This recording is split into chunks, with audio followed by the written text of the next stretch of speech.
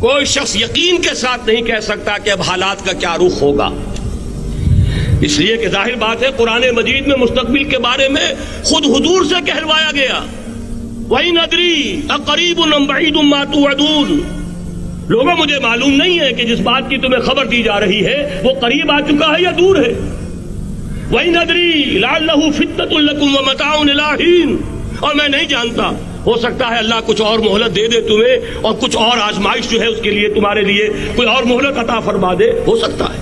تو میں بھی کسی دعوے سے نہیں کہہ رہا، لیکن دو امکانات ہیں۔ امکان نمبر ایک کیا ہے؟ ابھی عالم اسلام کا ایک سالڈ بلاک ہے جو یہودی ورلڈ آرڈر کی نگاہوں میں کھٹک رہا ہے۔ میں کھٹکتا ہوں دل یزداں میں کانٹے کی طرح۔ اگرچہ ان کی اسٹریٹجی کیا ہے، ایک ایک کر کے ان کے حصے بکھرے کر کے تیا پانچا کرو۔ ابھی وہ بلاک کون سا ہے؟ ایران ہے، افغانستان ہے، پاکستان ہے، اور روسی ترکستان سے آزاد ہونے والی جو ریاستیں ہیں، یہ ایک سالڈ بلاک۔ یہ عجمی مسلمان عربی نہیں، عربی گئے، یہ نوٹ کر لیجئے، اس لیے کہ عربوں کو اللہ نے فضیلت دی تھی، محمد ان میں سے تھے صلی اللہ علیہ وسلم، یہ رتبہ بلند ملا جن کو مل گیا۔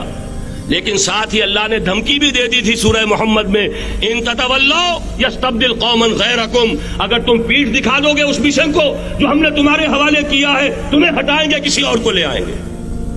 اور یہ بات ہو چکی ہے 13ویں صدی عیسوی میں، 1258 میں جب سقوط بغداد ہوا ہے، عربوں کے ہاتھ سے عالم اسلام کی قیادت چھین لی گئی، معزول کر دیا۔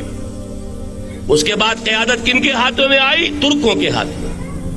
ترکان تیموری ہندوستان میں، ترکان صفوی ایران میں، ترکان سلجوقی مڈل ایسٹ میں، اور ترکان عثمانی کا تو کہنا ہی کیا ہے، وہ ایشیا مائنر سے چل کر آپ کو معلوم ہے کہ مشرقی یورپ کا کتنا بڑا علاقہ، دی گریٹ آٹومان امپائر اس صدی کے آغاز تک قائم تھی۔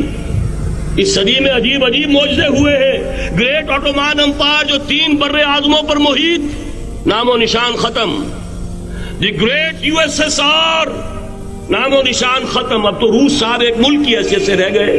یہ اس صدی میں دو اور وقت نہیں ہے میں اور آپ کو کیا بتاؤں، اس صدی میں تو بڑے بڑے عجیب عجوبے ہوئے ہیں، بڑی بڑی 2 عظیم جنگیں ہو چکی ہیں، تیسری جو ہے سر پر کھڑی ہے، دور نہیں ہے، جس کو حدیث میں کہا گیا ہے الملحمۃ العظمی، تاریخ انسانی کی عظیم ترین جنگ، اور وہی صلیبی جنگ جس کا آغاز بوسنیا سے ہو چکا ہے۔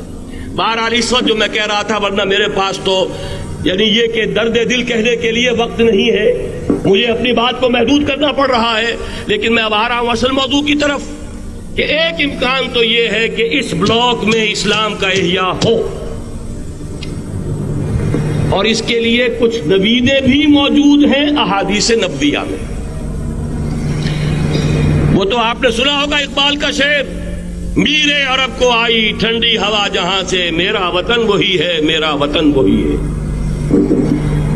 حدیث میں آتا ہے یخرج ناس من المشرق یؤتون للمہدی، یعنی سلطان ہی، مشرق سے فوجیں نکلیں گی کہ جو کہ مہدی کی حکومت قائم کریں گی، اور یہ ہوں گے حضرت فاطمہ کی نسل ہی سے رضی اللہ تعالی عنہا، لیکن عالم عرب کے اندر پھر ایک طاقت بن کر ابھریں گے، باطل کی قوتوں کے خلاف جہاد کریں گے، لیکن ان کو مدد آئے گی 2 طرف سے، ایک زمینی مدد آئے گی مشرق سے، ایک آسمانی مدد آئے گی، عیسیٰ ابن مریم کا نزول، حضرت مسیح علیہ الصلوۃ والسلام جو زندہ آسمان پر اٹھائے گئے تھے نازل ہوں گے، اور در حقیقت ان 2 مددوں کے نتیجے میں پھر یہود کا قلع قمع ہوگا، اور یہی گریٹر اسرائیل ان کا گریٹر گریو یارڈ بن کر رہے گا، عظیم تر قبرستان بن کر رہے گا۔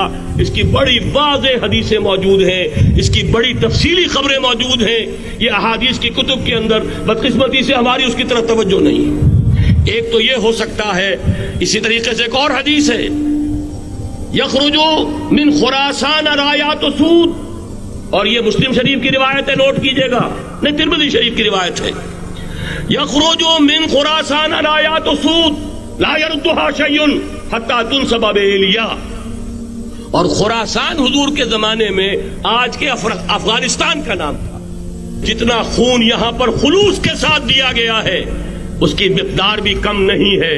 یہاں سے خیر برآمد ہوگا. اور دوسری بات اپنے بارے میں نوٹ کر لیجئے, یہ پاکستان, بچا کھچا Pakistan, what remains of Pakistan, یہ اصل میں ہے کیا؟ مولانا بہت خوبصورت انداز میں فرما رہے تھے, یہ 313 نہیں تھے, اسلام تھا. اسی طرح نوٹ کیجئے, پاکستان نہیں ہے, 4 صدیوں کی تجدیدی مساعی کا حاصل ہے. آپ نے کبھی نوٹ کیا ختم نبوت کے بعد اب سب سے اونچا منصب کس کا ہے؟ مجددین. سنن ابی داؤد کی روایت, ان اللہ یبعث فی هذه الامہ علی راس کل 100 عام من یجدد لها دینها. اور نوٹ کیجئے, کوئی بات ہے 1000 برس تک سارے مجدد عالم عرب میں پیدا ہوئے. جیسے ہی دوسرا 1000 سال شروع ہوا, الف ثانی کا مجدد اعظم شیخ احمد سرہندی کہاں تھا؟ صنم خانہ ہند میں حاضر ہوا. میں شیخ مجدد کی لحد پر, وہ خاک کے ہے زیر فلک مطلع انوار, گردن نہ جھکی جس کی جہانگیر کے آگے, جس کے نفس گرم سے ہے گرمی اعراض.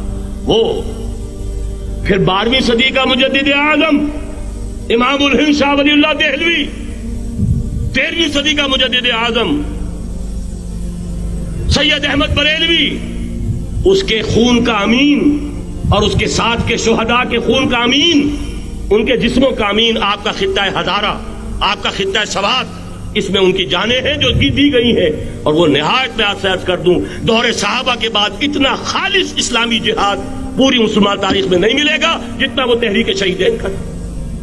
14ویں صدی ہجری میں شیخ الہند جیسا مجاہد اعظم کہ انگریز نے گرفتار کر کے قید بھی کیا ہے, تو کہاں ہندوستان میں نہیں, کہاں جزیرہ سائرس, کیا نام تھا,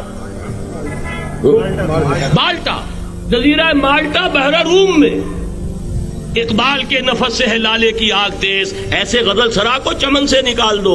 کہیں ہندوستان کی کسی جیل میں ہوا تو شاید اس کے نفس کی گرمی ہی سے کوئی حرارت پیدا ہو جائے.